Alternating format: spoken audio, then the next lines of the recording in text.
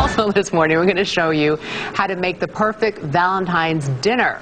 Classic cheese fondue. Oh, that's right. Bring it on. Yeah. We're going to get a little macrame. We're going to get some shag carpeting. We're going to bring the 70s back. There you go. There's our old pal, Chef Terrance Brennan, we got the whole cheese fondue thing going in there. Yeah. Right? Yeah. And we like that a lot. Oh. Yeah. Love, nothing says love like cheese.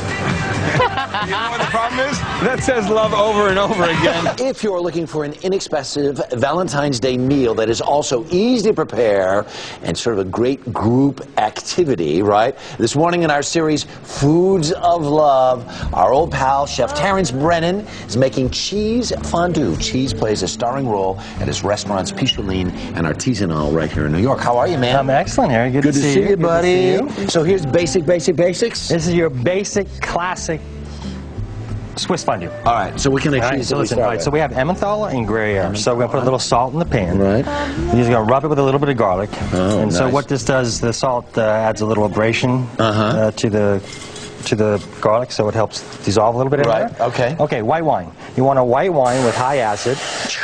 Step back. Yeah. Okay, now we're going to slowly put in the cheese, and there's a bit of cornstarch in here. Okay. Okay. Got to have the cornstarch. Right. And Don't then even try it without the... And then there's... go ahead. You can start to put that in a little more. Quickly. Yeah. Ooh. There we go. And one thing that's great about this is... Here, I'll stir and you add the other. Stir. All right. So what we're going to do is add a pinch of nutmeg. Nice. And... the Swiss add kirsch, so the classic is kirsch. So we're going to add a little bit of kirsch to this. We love the smell. Yeah, I mean, you also need, obviously, some kirsch to drink with it, too. To wash it all down. Without question. Right. So, okay, here we go. So that's going to melt. And then, and that's all there is to it. It's that just really like, is it. I mean, I think any guy can make this for the sweetheart. It's so easy. And what's also great about it is that, it's very central. You can share and, you can feed each other and, stuff like that. What happened? What?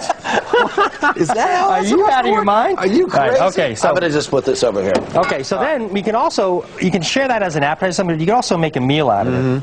So we have a little bit of oil here. Right. And then we have the classic here. We also have a blue cheese. You can have a lot of fun. You don't just have to use the typical cheeses. So mix up the cheeses, get a little more adventurous. At our artisanal, it's fondue month in February. So every single night we do a different fondue. And so we have a couple fun ones here. Right. This is a blue cheese and sauterne. Right. Oh, so you're going to braise the meat ahead we're going to saute. Saute means jumping in the pan. Braising is slow cooking. Okay, sorry. So we're going to. That's all right. All right. So we're going to saute the meat. Because we also have what's the Japanese thing where they have the? It's like shabu shabu. Shabu shabu. Right. That's right. Then This is not shabu shabu. We have a stout in Gouda.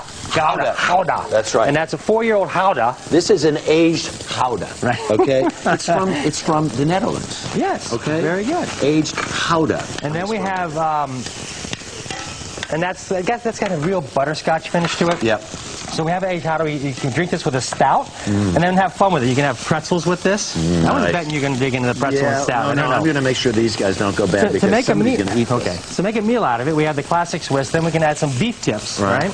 A salad, some cornichons, and of course the classic dipper is the stale bread. Right. Yeah, that's the traditional. Right. Where does this all come from? What's the history of all of this? The history, like a lot of great food traditions, it evolves out of necessity. Back in the Swiss Alps, the sheep herders and goat herders and villagers up in the mountains, they survived on cheese that was made in the summer, dried out cheese, bread, and wine. You could pack that up with you. Exactly. And it was preserved, wouldn't go bad, and that's how they sustained themselves. Right, and you don't need a lot of fuel either. Look at that. I knew you were going to come. He was sniffing around earlier. If you read your book, Artisanal Cooking, can you find out how to do this? There's fondues. There's 3 fondues in the book. Artisanal Cooking. Can you find out how to do this? How to?